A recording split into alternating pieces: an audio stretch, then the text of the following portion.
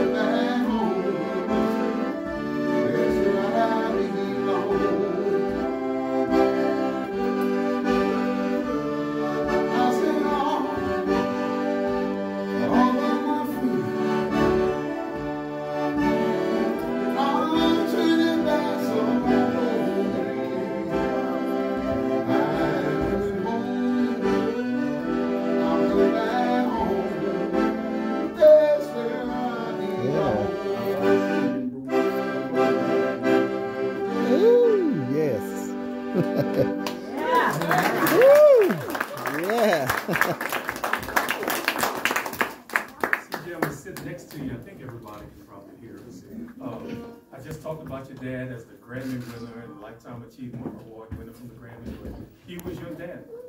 What's some of your memories of your dad? Well, basically, man, we spent a lot of time on the road, you know. My best memory was just standing next to him, playing that saxophone, trying to keep up, because I was thrust into a situation that I wasn't expecting. When I got there, I expected John Hart to be there also, who was the best zydeco saxophone player ever. John wasn't there, so I wound up there by myself, learning from my dad, side by side, standing right next to him. So everything I knew about zydeco, I didn't know nothing. Yeah. So everything I ever learned you went about to funk and soul? Yeah, I was playing Cool Again, 25, stuff like that, man. That was my thing. I was playing saxophone, but everything I knew about this music, every little bit about it, I learned from him. Yeah, like I said, I was real green, and all the guys in the band, Lil Buck and Jumpin' Joe and my Uncle Cleveland and Big Robert, they all stuck by me. They give me a hard time. Where did y'all go? Some of the places and things y'all did. Well, it was like 1 week before I made 21, right? So he called me up and I started off with Austin, Texas. Austin. Was that at Anton? Okay. Yeah. I made 21 games on. Okay. Yeah. So we started there, then we went into Los Angeles, then up into Northern California, then up in Oregon, then up into Washington, then up into Canada, and all the way back. Yeah. And I had never been nowhere in my life before. Boy, I tell you what, that was something else. Yeah. To come was what, Europe? You went to Europe with your dad? Yeah, the very next year. So I started in 78. In 79, we went to France and Germany. And you talking about somebody, man, was amazed at how the crowd reacted to him, you know, because I didn't know him. You know, he always came and told me about how people this and that. He told me about when he released Summer Hall for Your Baby. He told me about when he released Two Tone, things like that. He told me, but I had never actually seen the reaction of the crowd until I started traveling with him. And man, when I saw that, that's what made me fall in love with that. What was the reaction? How did people take man, shoes flying. Everything. It was like incredible, man. Jumping, hopping, skipping. It wasn't no, you know, when you left Louisiana, everybody was a freestyle. It's not like that anymore, but back then, you know, nobody knew about it. So they just, whatever came out, I'm talking now, I saw some incredible dances. You know, I've seen, I can't even describe some of them, but while you're on stage and you're looking at people having that much fun and going that crazy, you know, it's incredible, man. It's like no feeling like it. So I said, but even before the music made me fall in love with the audience. Wow, that's awesome. And as we go through time a little bit, you were in the band, but then your dad's health started declining. You took over the Red Hot Louisiana band when he died in 1987. Yeah. Excuse me. No.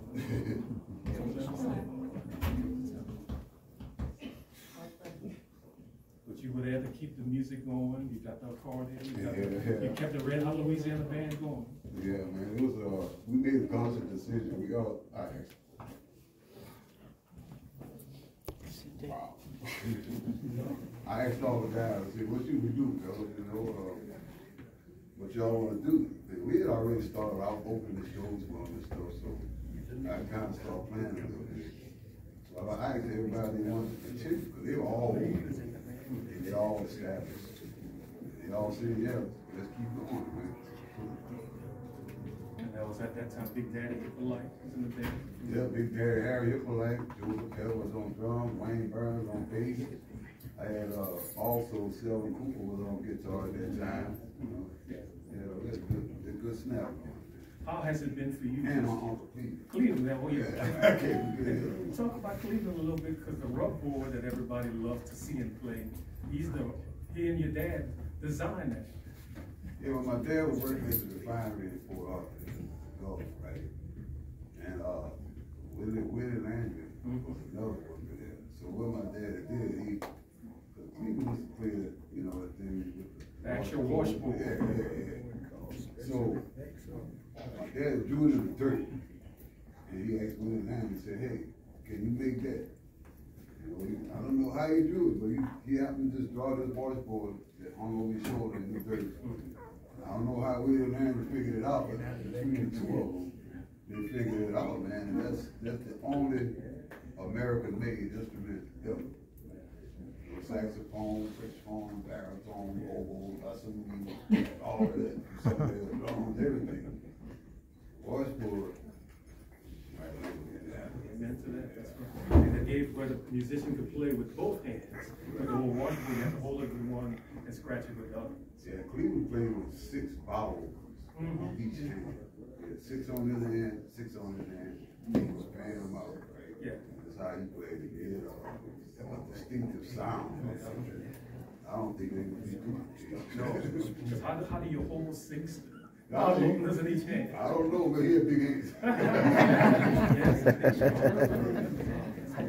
How about another song for you? You feel like playing?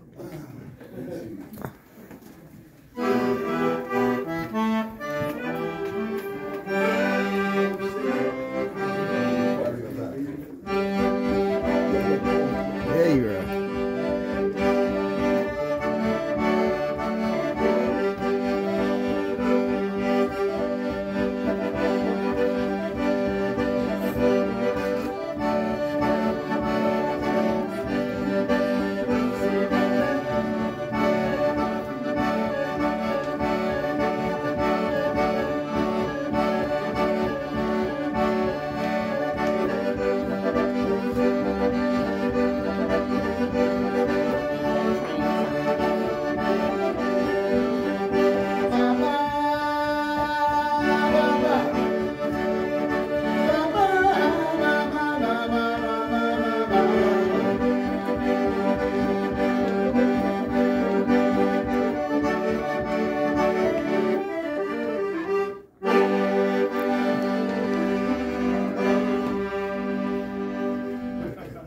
Yeah. You and I have been part of similar similar things like this, but back in Houston last year, we did a presentation and you pointed out about the difference between la-la music, which people would play in the house parties around here, and what your dad calls zydeco. Talk about that a little bit. Yeah. Okay, well, you know, what it is before there was a zydeco. Before zydeco, the name zydeco became so popular. It was called la-la music. Because I remember, you know, we going to the la-la. That's what everybody said. Then they start saying, well, we going to the la-la to hear Cliff play the zydeco.